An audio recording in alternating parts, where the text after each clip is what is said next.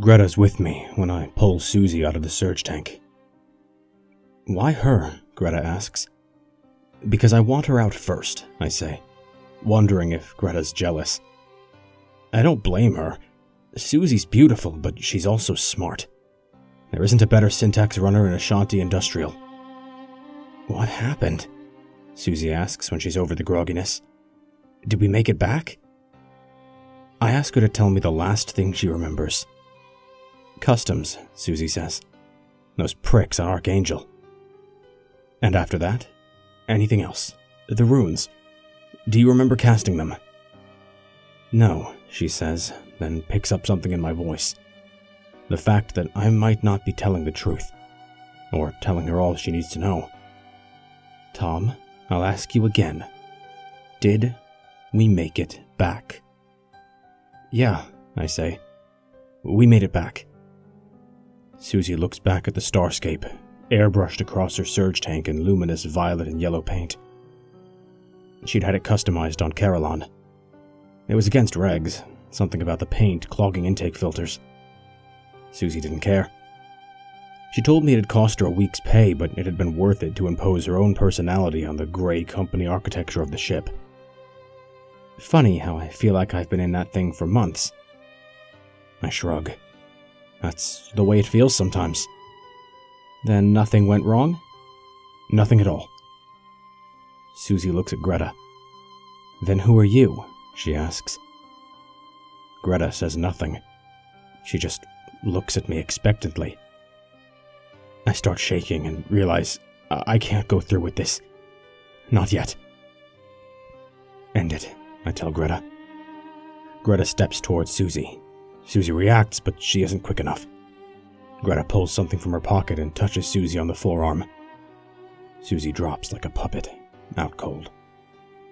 We put her back into the surge tank, plumb her back in, and close the lid.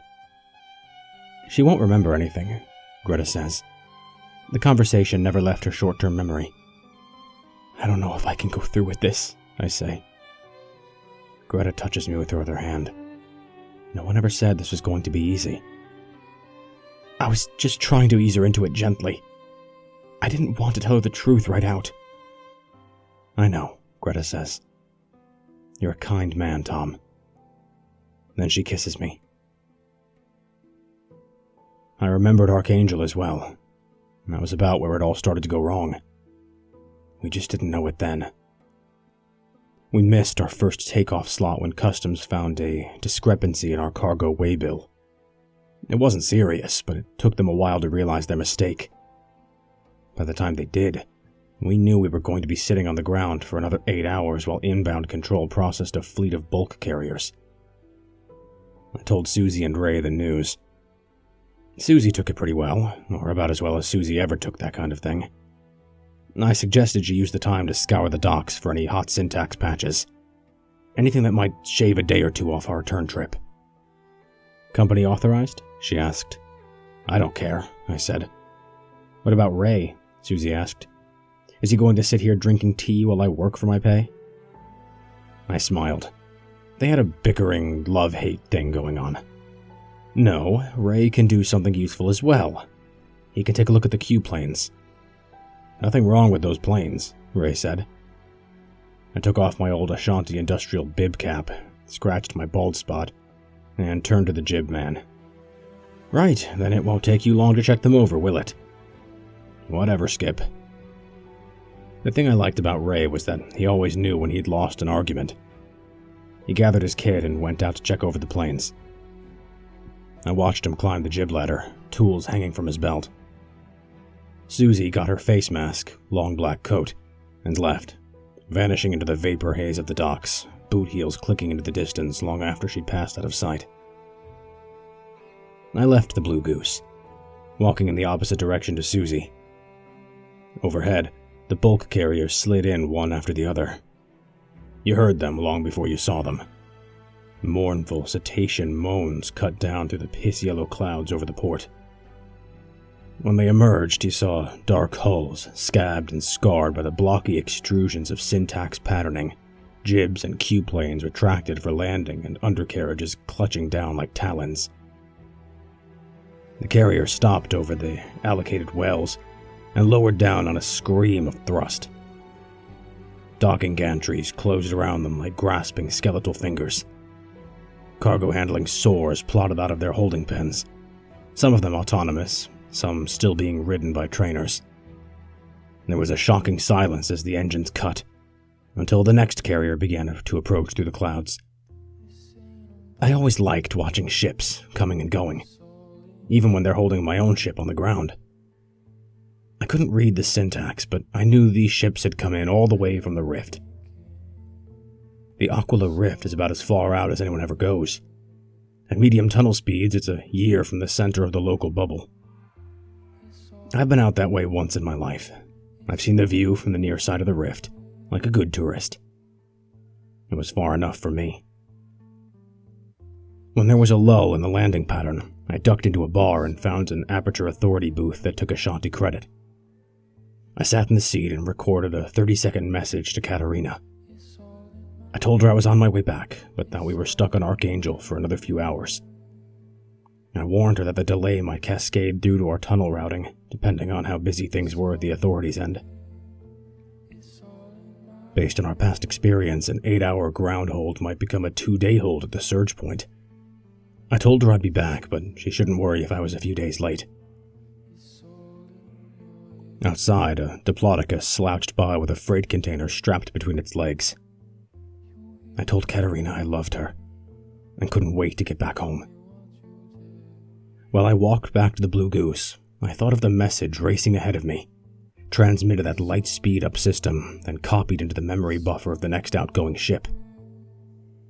Chances were that particular ship wasn't headed to Aquila, or anywhere near it. The Aperture Authority would have to relay the message from ship to ship until it reached its destination. I might even reach Aquila ahead of it, but in all my years of delays that had only happened once. The system worked all right. Overhead, a white passenger liner had been slotted in between the bulk carriers. I lifted up my mask to get a better look at it. I got a hit of ozone, fuel, and dinosaur dung. That was Archangel, all right. You couldn't mistake it for any other place in the bubble. There were 400 worlds out there, up to a dozen surface ports on every planet, and none of them smelled bad in quite the same way. Tom? I followed the voice. It was Ray, standing by the dock. You finished checking those planes? I asked. Ray shook his head. That's what I wanted to talk to you about. They were a little off alignment, so seeing as we're going to be sitting here for 8 hours, I decided to run a full recalibration. I nodded. That was the idea, so what's the prob? The prob is a slot just opened up. Tower says we can lift in 30 minutes. I shrugged. Then we'll lift. I haven't finished the recal. As it is, things are worse than before I started. Lifting now would not be a good idea. You know how the tower works, I said. Miss 2 offered slots, you could be on the ground for days. No one wants to get back home sooner than I do, Ray said. So cheer up. She'll be rough in the tunnel. It won't be a smooth ride home. I shrugged. Do we care? We'll be asleep. Well, it's academic. We can't leave without Susie. I heard boot heels clicking towards us. Susie came out of the fog, tugging her own mask aside. No joy with the rune monkeys, she said. Nothing they were selling I hadn't seen a million times before. Fucking cowboys. It doesn't matter, I said. We're leaving anyway. Ray swore. I pretended I hadn't heard him. I was always the last one to get into a surge tank. I never went under until I was sure we were about to get the green light. It gave me a chance to check things over. Things can always go wrong, no matter how good the crew. The Blue Goose had come to a stop near the AA beacon that marked the surge point. There were a few other ships ahead of us in the queue, plus the usual swarm of AA service craft. Through an observation blister, I was able to watch the larger ships depart one by one. Accelerating at maximum power, they seemed to streak toward a completely featureless part of the sky. Their jibs were spread wide, and the smooth lines of their hulls were gnarled and disfigured with the cryptic alien runes of the routing syntax. At 20 Gs, it was as if a huge invisible hand snatched them away into the distance. 90 seconds later, there'd be a pale green flash from 1,000 kilometers away. I twisted around in the blister. There were the foreshortened symbols of our routing syntax. Each rune of the script was formed from a matrix of millions of hexagonal platelets. The platelets were on motors so they could be pushed in or out from the hull. Ask the Aperture Authority and they'll tell you that the syntax is now fully understood. This is true, but only up to a point. After 2 centuries of study, human machines can now construct and interpret the syntax with an acceptably low failure rate. Given a desired destination, they can assemble a string of runes that will almost always be accepted by the Aperture's own machinery. Furthermore, they can almost always guarantee that the desired routing is the one that the Aperture machinery will provide.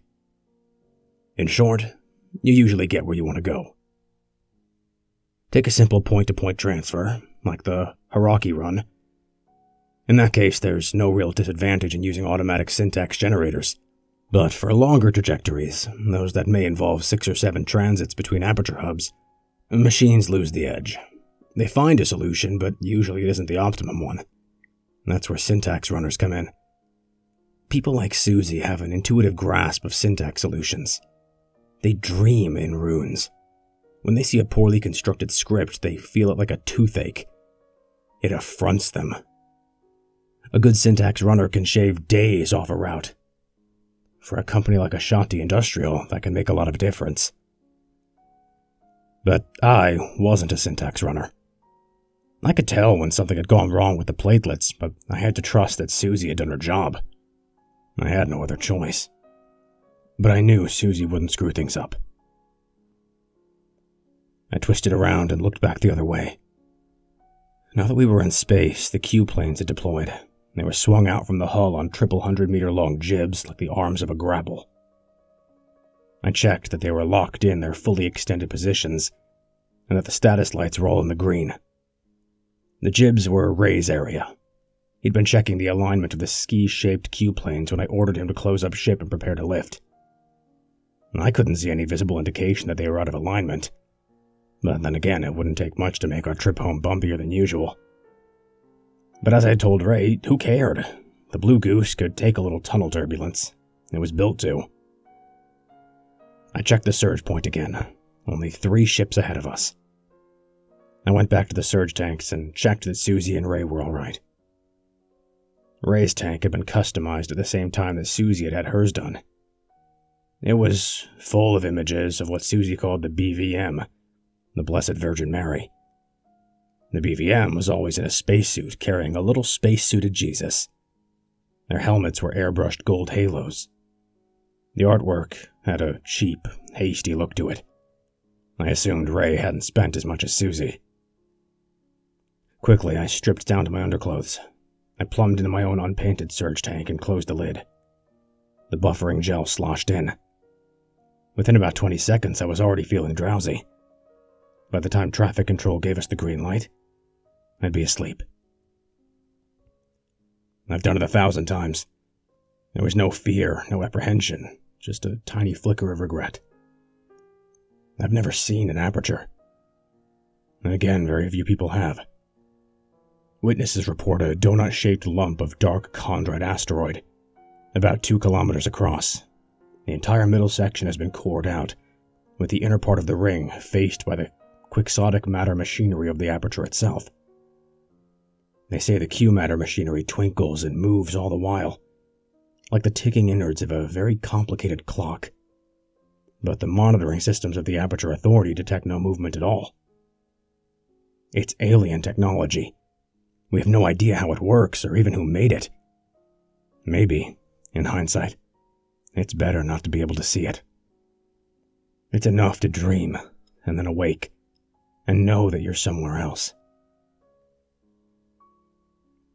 Try a different approach, Greta says. Tell her the truth this time. Maybe she'll take it easier than you think. There's no way I can tell her the truth. Greta leans one hip against the wall, one hand still in her pocket. Then tell her something halfway truthful. We unplumb Susie and haul her out of the surge tank. Where are we? She asks. Then to Greta, Who are you? I wonder if some of the last conversation did make it out of Susie's short-term memory after all. Greta works here, I say. Where's here? I remember what Greta told me. A station in Shadar sector. That's not where we're meant to be, Tom. I nod. I know. There was a mistake. A routing error. Susie's already shaking her head. There was nothing wrong. I know. It wasn't your fault. I help her into her ship clothes. She's still shivering, her muscles reacting to movement after so much time in the tank. The syntax was good. Then what? The system made a mistake, not you. Shadar sector, Susie says. That would put us about 10 days off our schedule, wouldn't it? I try and remember what Greta said to me the first time. I ought to know this stuff by heart, but Susie's the routing expert, not me. That sounds about right, I say. But Susie shakes her head. Then we're not in Shadar sector. I try to sound pleasantly surprised. We're not? I've been in that tank for a lot longer than a few days, Tom. I know. I can feel it in every fucking bone of my body, so where are we? I turn to Greta. I can't believe this is happening again. End it, I say. Greta steps towards Susie. You know that, as soon as I awoke, I knew everything was wrong cliché? You've probably heard it 1,000 times in 1,000 bars across the bubble, wherever ship crews swap tall tales over flat, company-subsidized beer.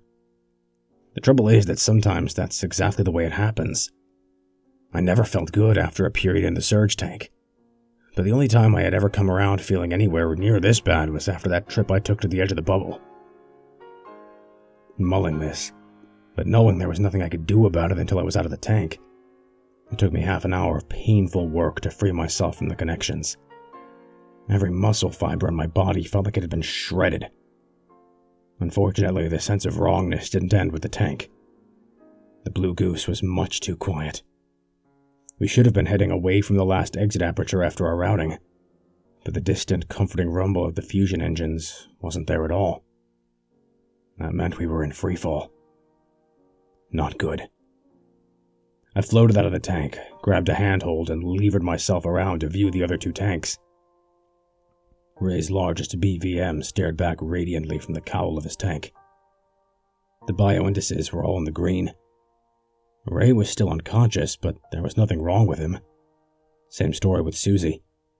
Some automated system had decided I was the only one who needed waking. A few minutes later, I had made my way to the same observation blister I'd used to check the ship before the surge.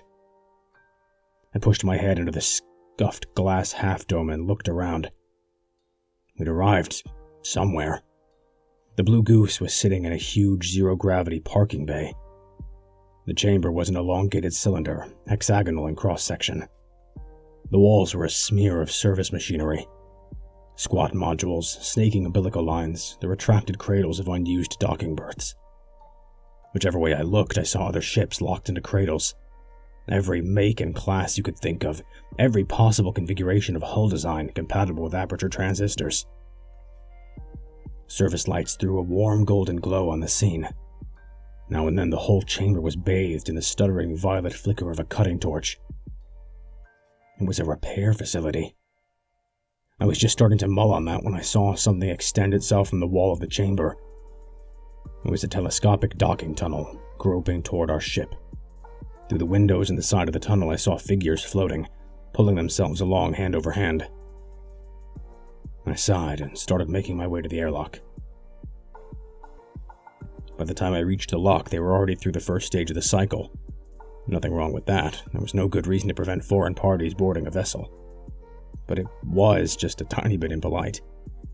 But perhaps they'd assumed we were all asleep. The door slid open.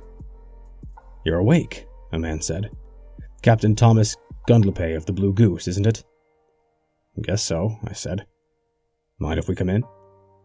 There were about a half-dozen of them, and they were already coming in.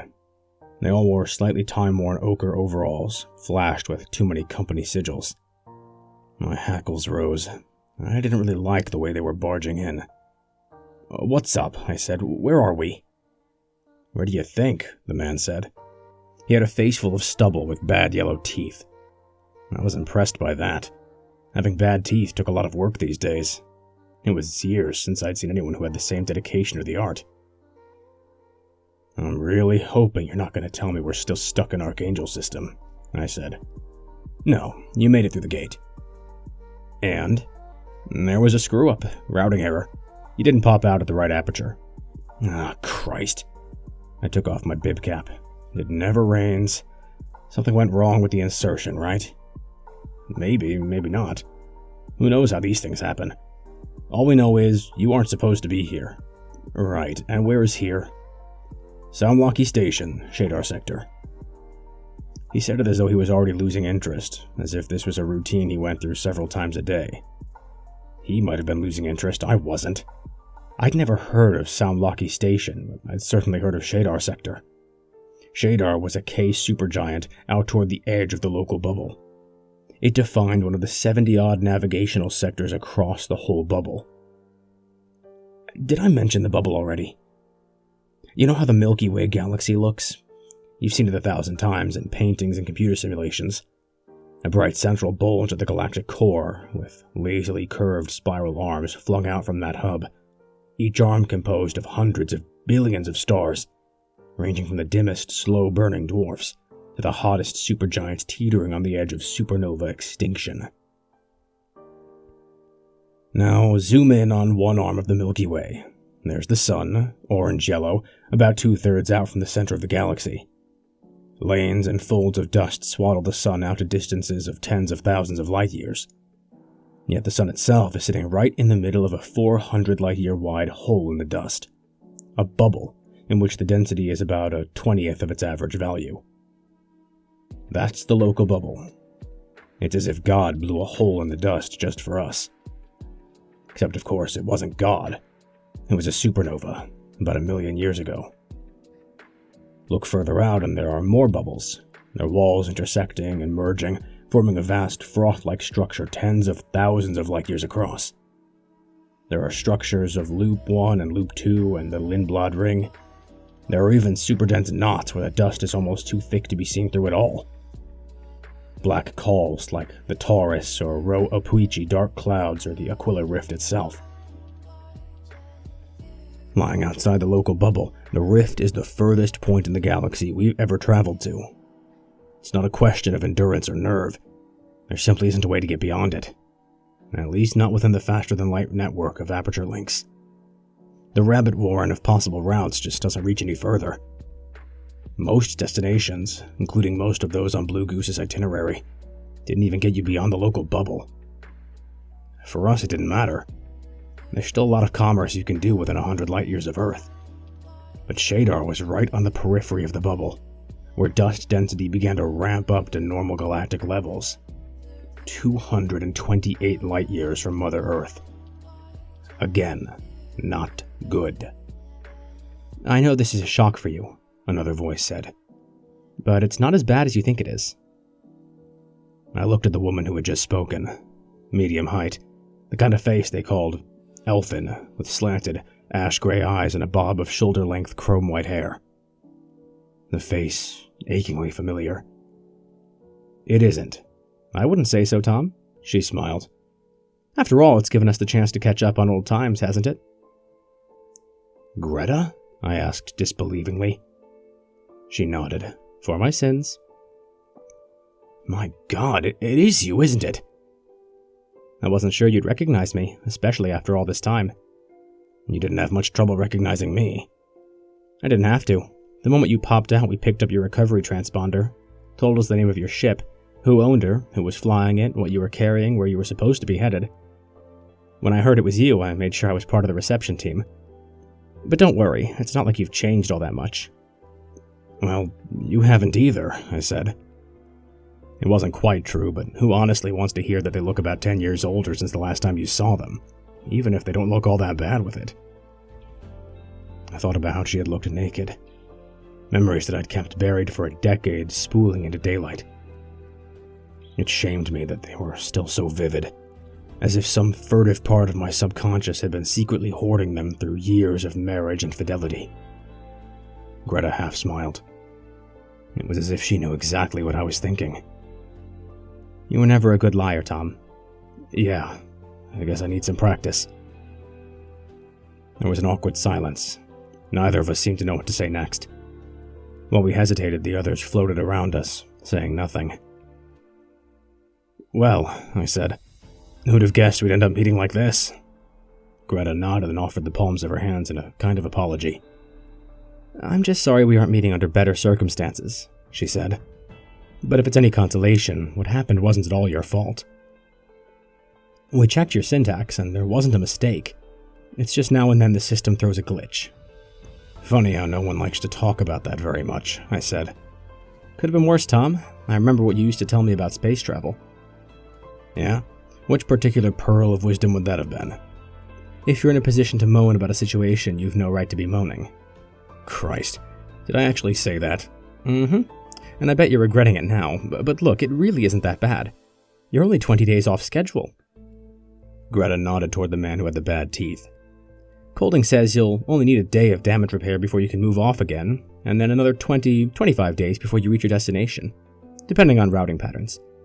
That's less than 6 weeks, so you lose the bonus on this one. Big deal. You're all in good shape, and your ship only needs a little work.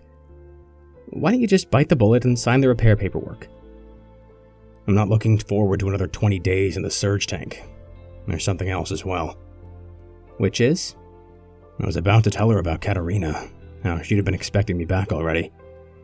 Instead, I said, I'm worried about the others, Susie and Ray. They've got families expecting them. They'll be worried.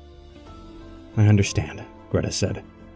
Susie and Ray, they're still asleep, aren't they? Still in their surge tanks. Yes, I said guardedly. Keep them that way until you're on your way, Greta smiled. There's no sense worrying them about their families either. It's kinder. If you say so. Trust me on this one, Tom. This isn't the first time I've handled this kind of situation. I doubt it'll be the last either. I stayed in the hotel overnight, in another part of Samlaki. The hotel was an echoing, multi-level prefab structure, sunk deep into bedrock. It must have had the capacity for hundreds of guests, but at the moment only a handful of the rooms seemed to be occupied.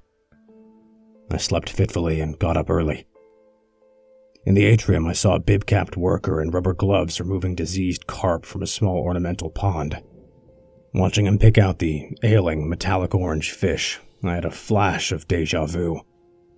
What was it about dismal hotels and dying carp?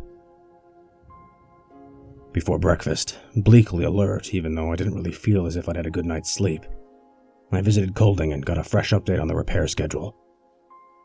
2-3 days, he said. It was a day last night. Colding shrugged. You've got a problem with the service, find someone else to fix your ship. Then he stuck his little finger into the corner of his mouth and began to dig between his teeth. Nice to see someone who really enjoys his work, I said. I left Colding before my mood worsened too much, making my way to a different part of the station. Greta had suggested we meet for breakfast and catch up on old times. She was there when I arrived, sitting at a table on an outdoor terrace, under a red and white striped canopy, sipping orange juice. Above us was a dome several hundred meters wide, projecting a cloudless holographic sky. It had the hard enameled blue of midsummer. How's the hotel? She asked after I'd ordered a coffee from the waiter. Not bad. No one seems very keen on conversation, though. Is it me, or does that place have all the cheery ambience of a sinking ocean liner? It's just this place, Greta said. Everyone who comes here is pissed off about it. Either they got transferred here and they're pissed off about that, or they ended up here by a routing error and they're pissed off about that instead. Take your pick. No one's happy? Only the ones who know they're getting out of here soon. Would that include you? No, she said. I'm more or less stuck here, but I'm okay about it. I guess I'm the exception that proves the rule. The waiters were glass mannequins, the kind that had been fashionable in the core world about 20 years ago. One of them placed a croissant in front of me, then poured scalding black coffee into my cup. Well, it's good to see you, I said. You too, Tom. Greta finished her orange juice, then took the corner of my croissant for herself without asking. I heard you got married. Yes. Well, aren't you going to tell me about her? I drank some of my coffee.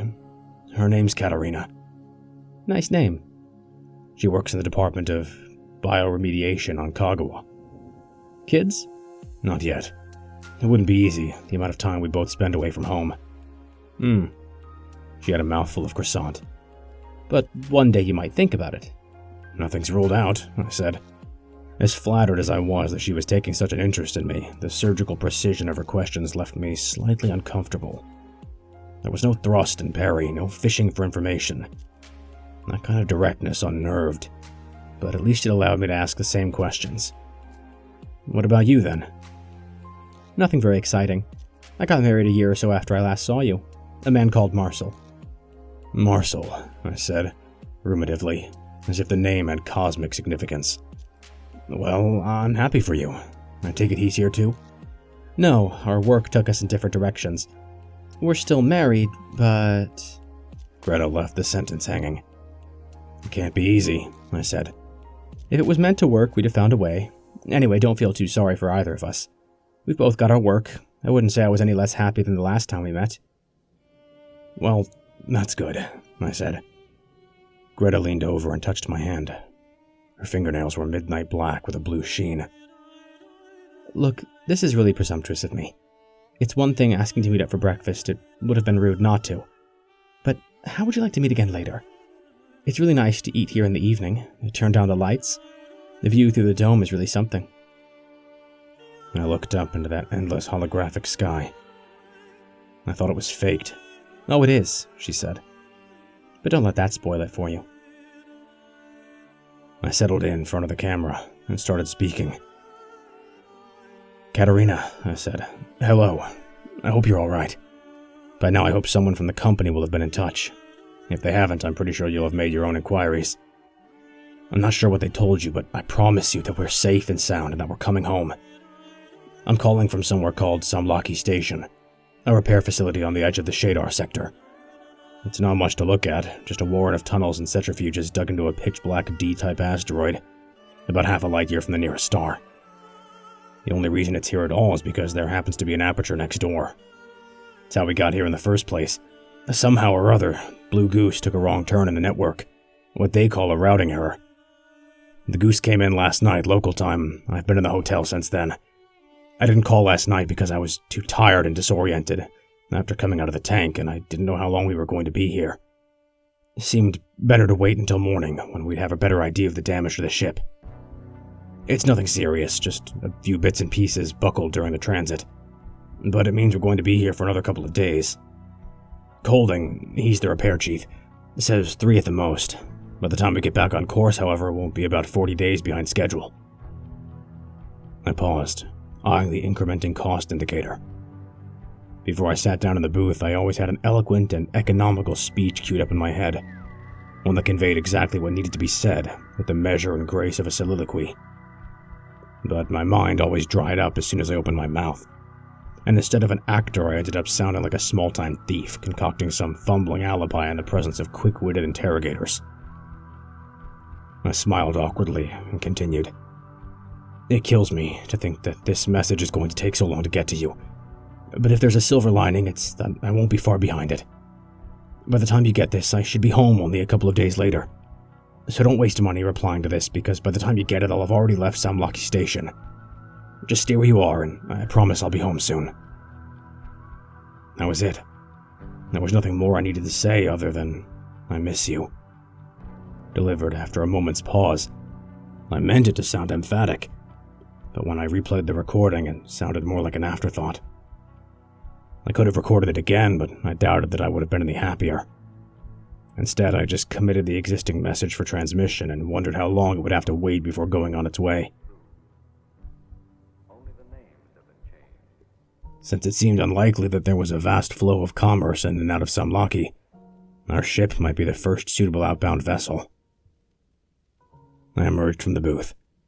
For some reason, I felt guilty, as if I had been in some way neglectful. It took me a while before I realized what was playing on my mind. I'd told Katerina about Samlaki Station. I'd even told her about Colding and the damage to the Blue Goose. But I hadn't told her about Greta. It's not working with Susie. She's too smart, too well attuned to the physiological correlatives of surge tank immersion. I can give her all the reassurances in the world, but she knows she's been under too long for this to be anything other than a truly epic screw-up.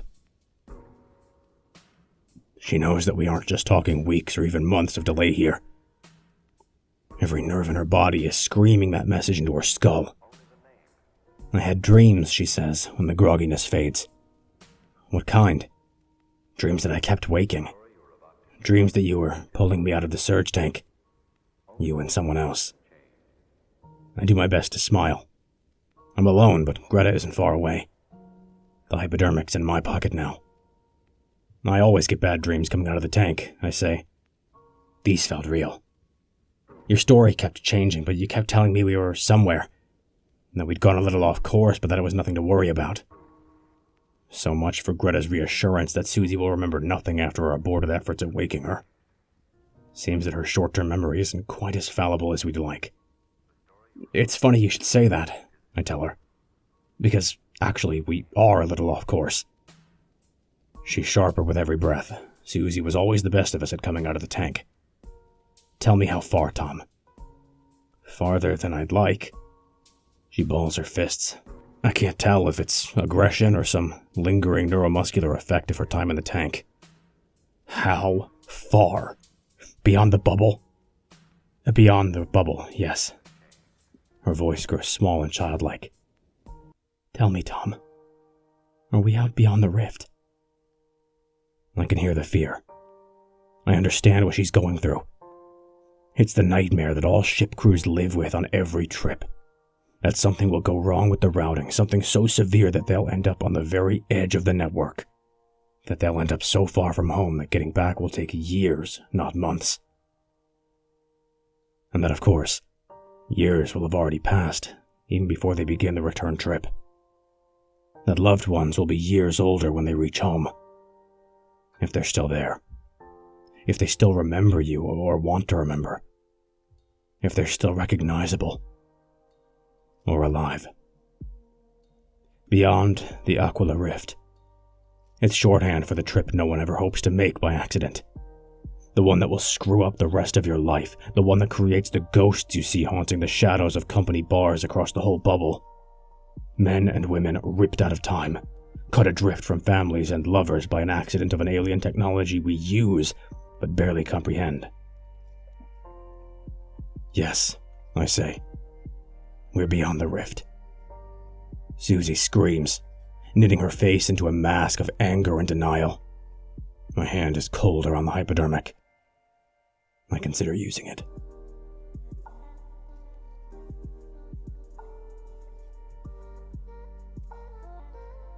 A new repair estimate from Colding. 5-6 days. This time I didn't even argue. I just shrugged and walked out, and wondered how long it would be next time. That evening I sat down at the same table where Greta and I had met over breakfast. The dining area had been well lit before, but now the only illumination came from the table lamps and the subdued lighting panel set into the paving. In the distance, a glass mannequin cycled from empty table to empty table, playing Asturias on a glass guitar. There were no other patrons dining tonight. I didn't have to wait long for Greta. I'm sorry I'm late, Tom. I turned to her as she approached the table. I liked the way she walked in the low gravity of the station, the way the subdued lighting traced the arc of her hips and waist. She eased into her seat and leaned toward me in the manner of a conspirator. The lamp on the table threw red shadows and gold highlights across her face. It took 10 years off her age. You aren't late, I said. And anyway, I had the view. It's an improvement, isn't it? I wouldn't be saying much, I said with a smile. But yes, it's definitely an improvement. I could sit out here all night and just look at it. In fact, that's sometimes exactly what I do. Just me and a bottle of wine. I don't blame you. Instead of the holographic blue, the dome was now full of stars. It was like no view I'd ever seen from another station or ship. There were furious blue-white stars embedded in what looked like sheets of velvet. There were hard gold gems and soft red smears like finger smears in pastel. There were streams and currents of fainter stars, like a myriad neon fish caught in a snapshot of frozen motion. There were vast, billowing backdrops of red and green cloud, veined in three-dimensional structure that they resembled an exuberant impasto of oil colors. Contours light years thick, laid on with a trowel. Red or pink stars burned through the dust like lanterns. Orphaned worlds were caught erupting from the towers, little sperm-like shapes trailing viscera of dust. Here and there I saw the tiny eye-like knots of birthing solar systems. There were pulsars flashing on and off like navigation beacons, their differing rhythms seeming to set a stately tempo for the entire scene, like a deathly slow waltz. There seemed too much detail for one view, an overwhelming abundance of richness, and yet no matter which direction I looked, there was yet more to see, as if the dome sensed my attention and concentrated its efforts on the spot where my gaze was directed. For a moment, I felt a lurching sense of dizziness, and, though I tried to stop it before I made a fool of myself, I found myself grasping the side of the table, as if to prevent myself from falling into the infinite depths of the view. "Yes, it has that effect on people," Greta said. "It's beautiful," I said. "Do you mean beautiful, or terrifying?" I realized I wasn't sure. "It's big," was all I could offer. "Of course it's faked," Greta said, her voice soft now that she was leaning closer. "The glass in the dome is smart. It exaggerates the brightness of the stars, so that the human eye registers the differences between them. Otherwise, the colors aren't unrealistic. Everything else you see is also pretty accurate, if you accept that certain frequencies have been shifted into the visible band, and the scale of certain structures has been adjusted." She pointed out features for my edification. "That's the edge of the Taurus dark cloud, with the Pleiades just poking out. That's a filament of the local bubble. You see that open cluster?" She waited for me to answer. "Yes," I said. "That's the Hyades. Over there you've got Betelgeuse and Bellatrix." "I'm impressed." "You should be. It cost a lot of money." She leaned back a bit so the shadows dropped across her face again. "Are you all right, Tom? You seem a bit distracted." I sighed. "I just got another prognosis from your friend Colding. That's enough to put a dent in anyone's day." "I'm sorry about that." "There's something else too," I said. "Something that's been bothering me since I came out of the tank. A mannequin came to take our order.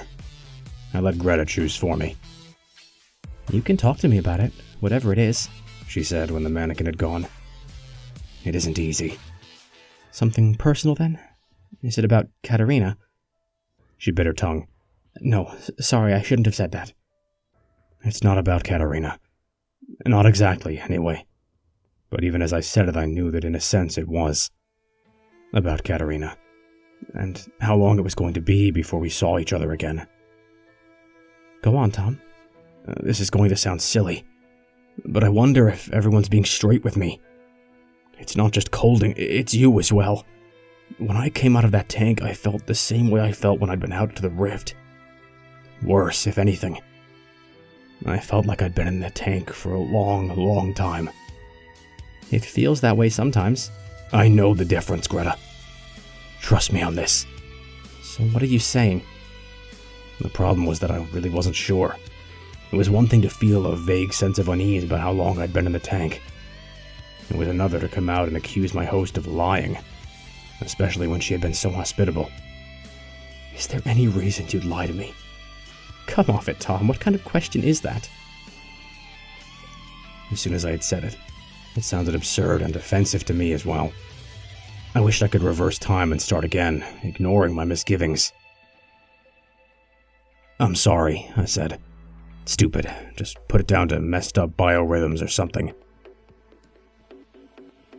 She reached across the table and took my hand, as she had done at breakfast. This time she continued to hold it. "You really feel wrong, don't you?" "Colding's games aren't helping, that's for sure." The waiter brought our wine, setting it down, the bottle chinking against his delicately articulated glass fingers. The mannequin poured 2 glasses, and I sampled mine. Maybe if I had someone else from my crew to bitch about it all with, I wouldn't feel so bad. I know you said we shouldn't wake Susie and Ray, but that was before a one-day stopover turned into a week. Greta shrugged. If you want to wake them, no one's going to stop you. But don't think about ship business now. Let's not spoil a perfect evening. I looked at the starscape. It was heightened with the mad, shimmering intensity of a Van Gogh nightscape.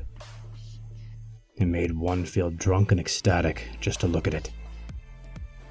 What could possibly spoil it? I asked. What happened is that I drank too much wine and ended up sleeping with Greta. I'm not sure how much of a part the wine played in it for her. If her relationship with Marcel was in as much trouble as she'd made out, then obviously she had less to lose than I did. Yes, that made it all right, didn't it? She's the seductress, her own marriage a wreck, me the hapless victim. I lapsed, yes, but it wasn't really my fault. I'd been alone, far from home, emotionally fragile, and she had exploited me. She had softened me up with a romantic meal, her trap already sprung. Except that was just self-justifying bullshit, wasn't it?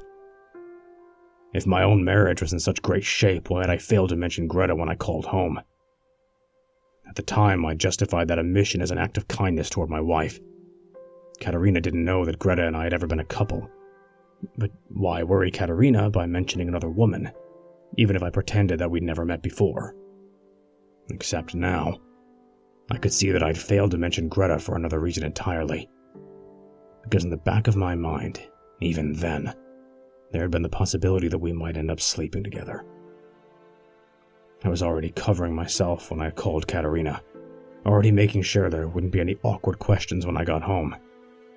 As if I not only knew what was going to happen, but secretly yearned for it. The only problem was that Greta had something else in mind. "Tom," Greta said, nudging me towards wakefulness. She was lying naked next to me, leaning on one elbow, with the sheets crumpled down around her hips. The light in her room turned her into an abstraction of milky blue curves and deep violet shadows. With one black-nailed finger, she traced a line down my chest and said, "There's something you need to know." "What?" I asked. "I lied. Colding lied. We all lied." I was too drowsy for her words to have much more than a vaguely troubling effect. All I could say again was, "What?" "You're not in Samlaki Station. You're not in Shadar Sector."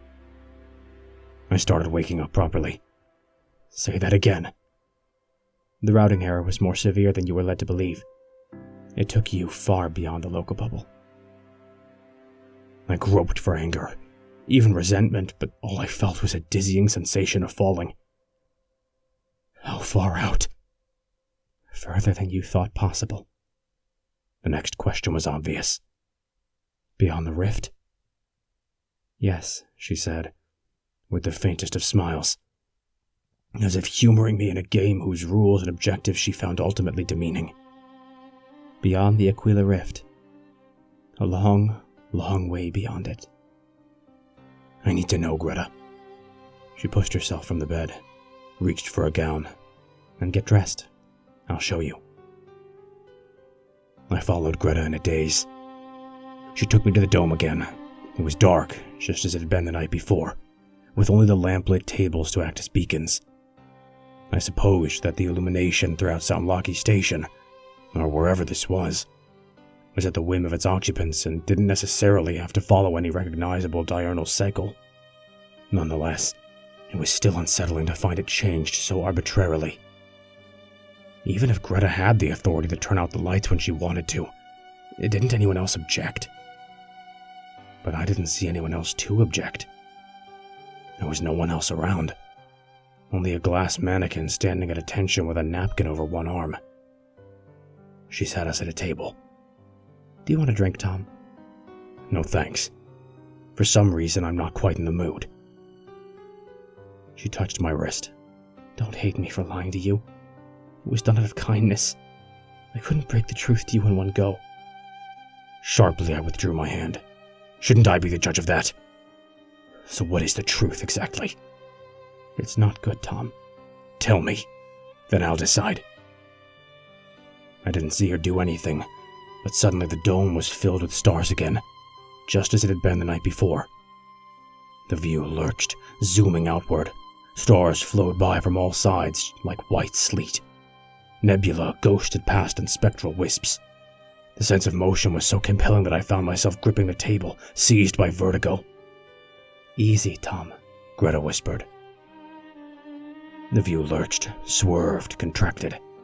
A solid wall of gas slammed past. Now, suddenly, I had the sense that we were outside something, that we had punched beyond some containing sphere, defined only in vague arcs and knots of curdled gas, where the interstellar gas density increased sharply. Of course, it was obvious. We were beyond the local bubble. And we were still receding. I watched the bubble itself contract, becoming just one member in the larger froth of voids. Instead of individual stars, I saw only smudges and motes, aggregations of hundreds of thousands of suns. It was like pulling back from a close-up view of a forest. I could still see clearings, but the individual trees had vanished into an amorphous mass. We kept pulling back, and the expansion slowed and froze. I could still make out the local bubble, but only because I had been concentrating on it all the way out. Otherwise, there was nothing to distinguish it from the dozens of surrounding voids. "Is that how far out we've come?" I asked. Greta shook her head. "Let me show you something."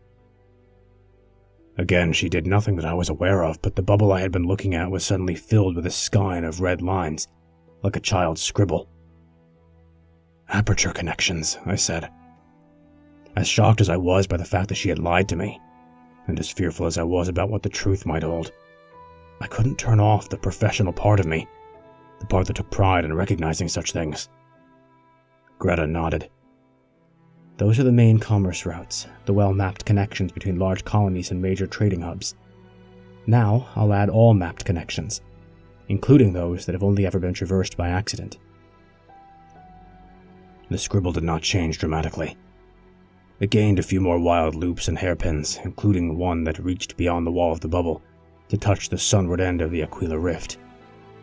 One or two other additions pierced the wall in different directions, but none of them reached as far as the rift. "Where are we?" "We're at the end of one of those connections.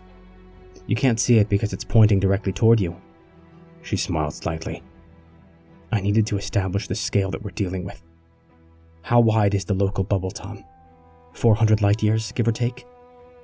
My patience was wearing thin, but I was still curious. "About right." "And while I know that aperture travel times vary from point to point, with factors depending on network topology and syntax optimization, isn't it the case that the average speed is about 1,000 times faster than light? Give or take. So a journey from one side of the bubble might take, half a year? Say 5 or 6 months? A year to the Aquila rift?" "You know that already, Greta. We both know it." "All right, and consider this." And the view contracted again, the bubble dwindling, a succession of overlaying structures concealing it, darkness coming into view on either side, and then the familiar spiral swirl of the Milky Way galaxy looming large. Hundreds of billions of stars, packed together into foaming white lanes of sea spume. "This is the view," Greta said. "Enhanced, of course, brightened and filtered for human consumption. But if you had eyes with near-perfect quantum efficiency, and if they happened to be about a meter wide, this is more or less what you'd see if you stepped outside the station." "I don't believe you." What I meant was, I didn't want to believe her. "Get used to it, Tom. You're a long way out. The station's orbiting a brown dwarf star in the large Magellanic Cloud. You're 150,000 light years from home." "No," I said, my voice little more than a moan of abject, childlike denial. "You felt as though you'd spent a long time in the tank. You were dead right. Subjective time, I don't know. Years easily, maybe a decade. But objective time, the time that passed back home, is a lot clearer. It took Blue Goose 150 years to reach us. Even if you turned back now, you'd have been away for 300 years, Tom." "Katerina," I said, her name like an invocation. "Katerina's dead," Greta told me. "She's already been dead a century."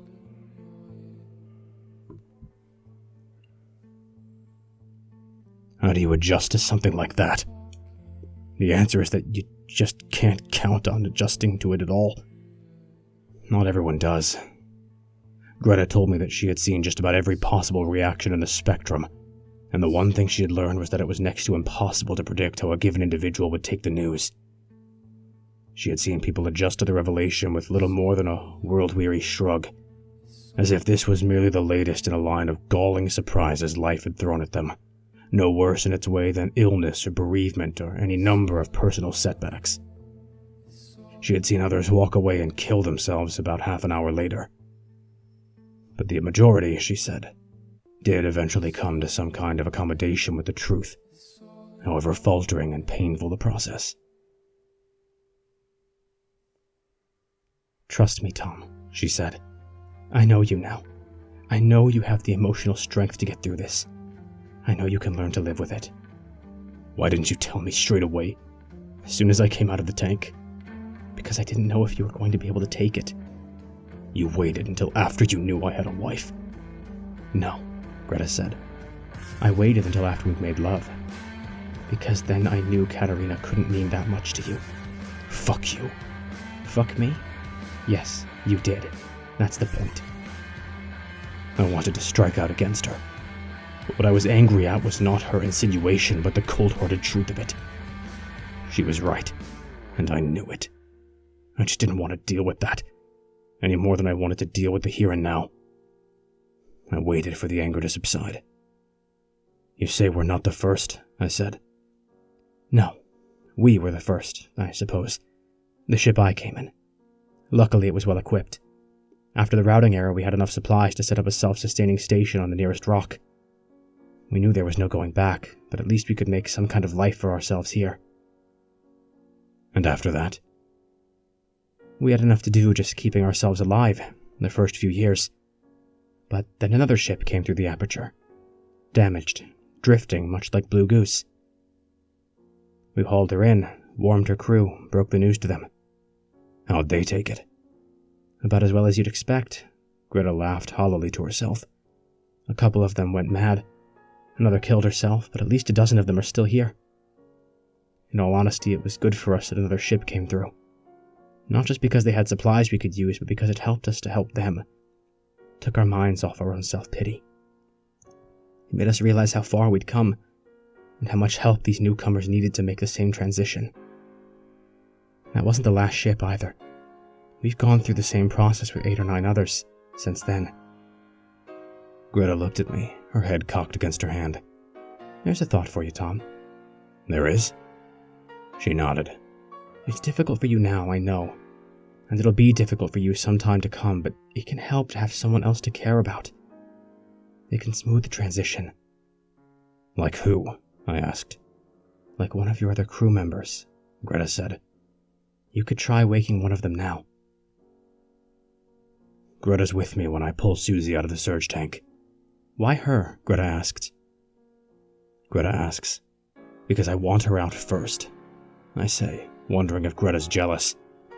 I don't blame her. Susie's beautiful, but she's also smart. There isn't a better syntax runner in Ashanti Industrial. "What happened?" Susie asks when she's over the grogginess. "Did we make it back?" I ask her to tell me the last thing she remembers. "Customs," Susie says. "Those pricks on Archangel." "And after that? Anything else? The runes, do you remember casting them?" "No," she says, then picks up something in my voice. The fact that I might not be telling the truth, or telling her all she needs to know. "Tom, I'll ask you again.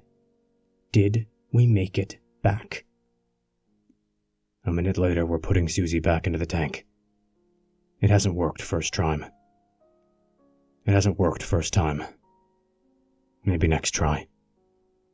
But it kept not working with Susie. She was always cleverer and quicker than me. She always had been. As soon as she came out of the tank, she knew that we'd come a lot further than the Shadar sector. She was always ahead of my lies and excuses. It was different when it happened to me, I told Greta when we were lying next to each other again, days later with Susie still in the tank. I had all the nagging doubts she has, I think. But as soon as I saw you standing there, I forgot all about that stuff. Greta nodded. Her hair fell across her face in disheveled, sleep-matted curtains. She had a strand of it between her lips. It helped, seeing a friendly face. Took my mind off the problem, that's for sure. You'll get there in the end, she said. Anyway, from Susie's point of view, aren't you a friendly face as well? Maybe, I said. But she'd been expecting me. You were the last person in the world I expected to see standing here. Greta touched her knuckle against the side of my face. Her smooth skin slid against stubble. It's getting easier for you, isn't it? I don't know, I said. You're a strong man, Tom. I knew you'd come through this. I haven't come through it yet, I said. I felt like a tightrope walker halfway across Niagara Falls. It was a miracle I'd made it as far as I had, but that didn't mean I was home and dry. Still, Greta was right. There was hope. I felt no crushing spasms of grief over Katerina's death, or enforced absence, or however you wanted to put it. All I felt was a bittersweet regret, the way one might feel about a broken heirloom or a long-lost pet. I felt no animosity toward Katerina, and I was sorry that I would never see her again. But I was sorry about not seeing a lot of things. Maybe it would become worse in the days ahead. Maybe I was just postponing a breakdown. I didn't think so. In the meantime, I continued trying to find a way to deal with Susie. She'd become a puzzle that I couldn't leave unsolved. I could have just woken her up and let her deal with the news as best she could, but that seemed cruel and unsatisfactory. Greta had broken it to me gently, giving me time to settle into my new surroundings and take that necessary step away from Katerina. When she finally broke the news, as shocking as it was, it didn't shatter me. I'd already been primed for it, the sting taken out of the surprise. Sleeping with Greta obviously helped. I couldn't offer Susie the same solace, but I was sure that there was a way for us to coax Susie to the same state of near acceptance. Time after time, we woke her and tried a different approach. Greta said there was a window of a few minutes before the events she was experiencing began to transfer into long-term memory. If we knocked her out, the buffer of memories in short-term storage was wiped before it ever crossed the hippocampus into the long-term recall. Within that window, we could wake her up as many times as we liked, trying endless permutations of the revival scenario. At least, that was what Greta told me. We can't keep doing this indefinitely, I said. Why not? Isn't she going to remember something? Greta shrugged. Maybe, but I doubt that she'll attach any significance to those memories. Haven't you ever had vague feelings of déjà vu coming out of the surge tank? Sometimes, I admitted. Then don't sweat about it. She'll be all right, I promise you. Perhaps we should just keep her awake after all. That would be cruel. It's cruel to keep waking her up and shutting her down like a toy doll. There was a catch in her voice when she answered me. Keep at it, Tom. I'm sure you're close to finding a way, in the end. It's helping you, focusing on Susie. I always knew it would. I started to say something, but Greta pressed a finger to my lips. Greta was right about Susie. The challenge helped me, taking my mind off my own predicament. I remembered what Greta had said about dealing with other crews in the same situation before Blue Goose. Clearly, she had learned many psychological tricks, gambits, and shortcuts to assist the transition to mental well-being. I felt a slight resentment at being manipulated so effectively, but at the same time I couldn't deny that worrying about another human being had helped me with my own adjustment. When, days later, I stepped back from the immediate problem of Susie, I realized that something was different. I didn't feel far from home. I felt, in an odd way, privileged. I'd come further than almost anyone in history. I was still alive, and there were still people around to provide love and partnership in a web of social relations. Not just Greta, but all the other unlucky souls who had ended up at the station. If anything, there appeared to be more of them than when I had first arrived. The corridors, sparsely populated at first, were increasingly busy, and when we ate under the dome, under the Milky Way, they were not the only diners. I studied their lamp-lit faces, comforted by their vague familiarity, wondering what kinds of stories they had to tell, where they'd come from, who they had left behind, how they had adjusted to life here. There was time enough to get to know them all. And the place would never become boring, for at any time, as Greta had intimated, we could always expect another lost ship to drop through the aperture. Tragedy for the crew, but fresh challenges, fresh faces, fresh news from home for us. All in all, it really wasn't so bad. Then it clicked. It was the man cleaning out the fish that did it, in the lobby of the hotel. It wasn't just the familiarity of the process, but the man himself. I'd seen him before. Another pond full of diseased carp. Another hotel. Then I remembered Colding's bad teeth and recalled how they'd reminded me of another man I'd met long before. Except it wasn't another man at all. Different name, different context, but everything else the same. And when I looked at the other diners, really looked at them, there was no one I couldn't swear I had seen before. No single face that hit me with the force of utter unfamiliarity. Which left Greta. I said to her over wine under the Milky Way, "Nothing here is real, is it?" She looked at me with infinite sadness and shook her head. "What about Susie?" I asked her. "Susie's dead. Ray is dead. They died in their surge tanks." "How? Why them and not me?" "Something about particles of paint blocking intake filters. Not enough to make a difference over short distances, but enough to kill them on the trip out here." I think some part of me had always suspected. It felt less like shock than brutal disappointment. "But Susie seemed so real," I said. Even the way she had doubts about how long she'd been in the tank, even the way she remembered previous attempts to wake her. The glass mannequin approached our table. Greta waved him away. "I made her convincing, the way she would have acted." "You made her?" "You're not really awake, Tom. You're being fed data. This entire station is being simulated." I sipped my wine. I expected it to taste suddenly thin and synthetic, but it still tasted like pretty good wine. "Then I'm dead as well." "No, you're alive. Still in your surge tank, but I haven't brought you to full consciousness yet." "All right. The truth this time. I can take it. How much is real? Does the station exist? Are we really as far out as you said?" "Yes," she said. "The station exists just as I said it does. It just looks different. And it is in the large Magellanic Cloud, and it is orbiting a brown dwarf star." "Can you show me the station as it is?" "I could, but I don't think you're ready for it. I think you'd find it difficult to adjust." I couldn't help laughing. Even after what I've already adjusted to?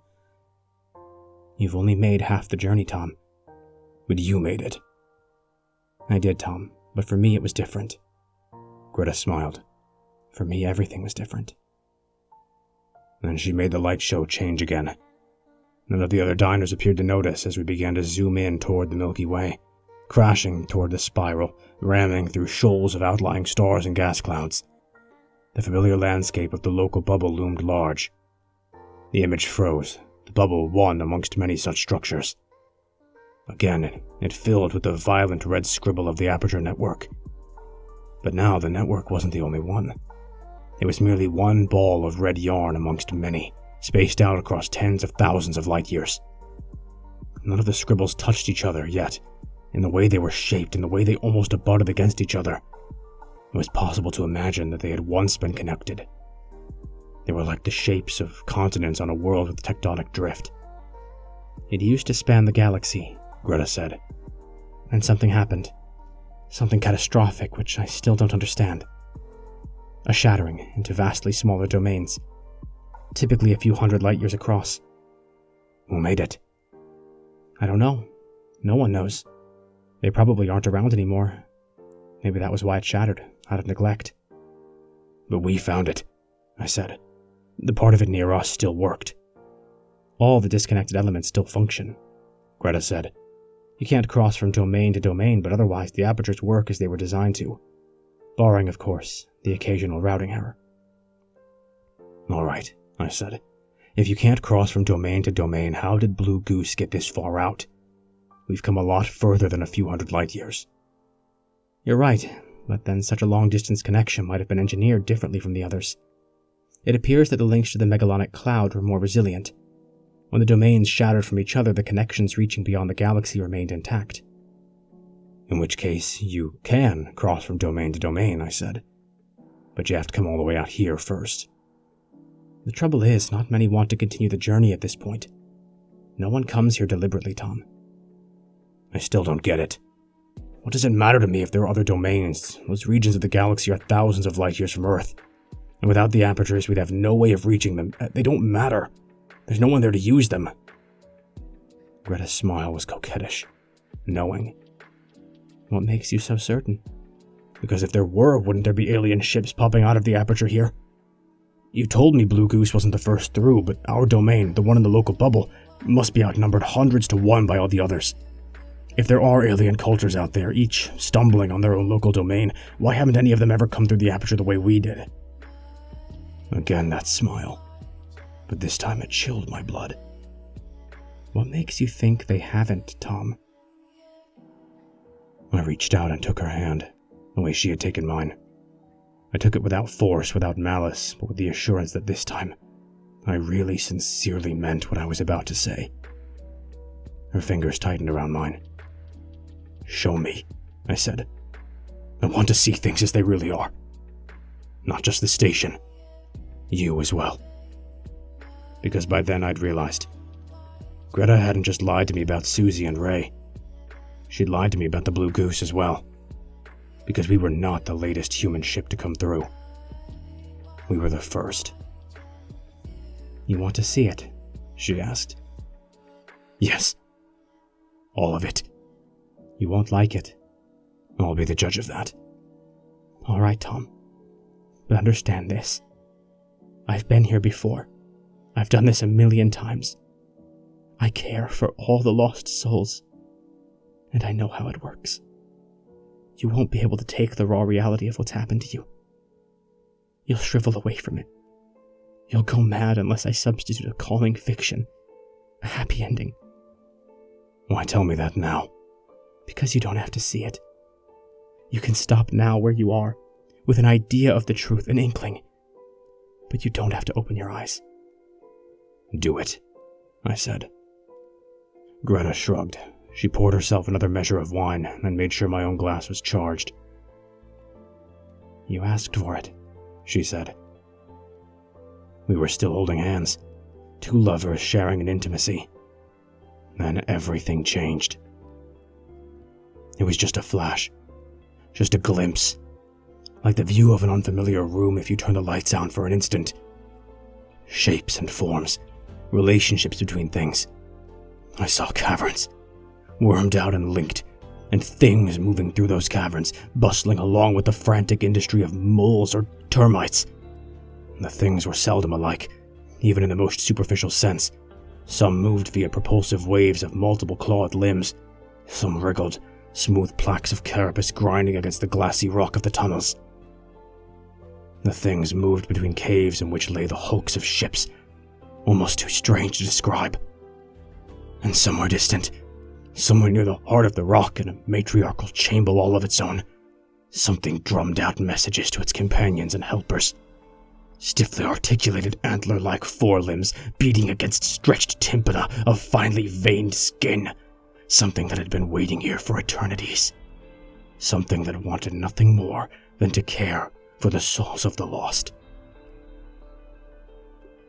Katarina's with Susie when they pull me out of the surge tank. It's bad. One of the worst revivals I've ever gone through. I feel as if every vein in my body has been filled with finely powdered glass. For a moment, a long moment, even the idea of breathing seems insurmountably difficult. Too hard, too painful even to contemplate. But it passes as it always passes. After a while, I can not only breathe, I can move and talk. Where? Easy, Skip, Susie says. She leans over to the tank and starts unplugging me. I can't help but smile. Susie's smart. There isn't a better syntax runner in Ashanti Industrial. But she's also beautiful. It's like being nursed by an angel. I wonder if Katarina's jealous. Where are we? I try again. It feels like I was in that thing for an eternity. Did something go wrong? Minor routing error, Susie says. We took some damage and they decided to wake me up first. But don't sweat about it, at least we're in one piece. Routing errors. You hear about them, but you hope they're never going to happen to you. What kind of delay? 40 days. Sorry, Tom. Bang goes our bonus. In anger, I hammer the side of the surge tank, but Katerina steps toward me and places a calming hand on my shoulder. It's all right, she says. You're home and dry. That's all that matters. I look at her and for a moment remember someone else. Someone I haven't thought about in years. I almost remember her name, and then the moment passes. I nod. Home and dry.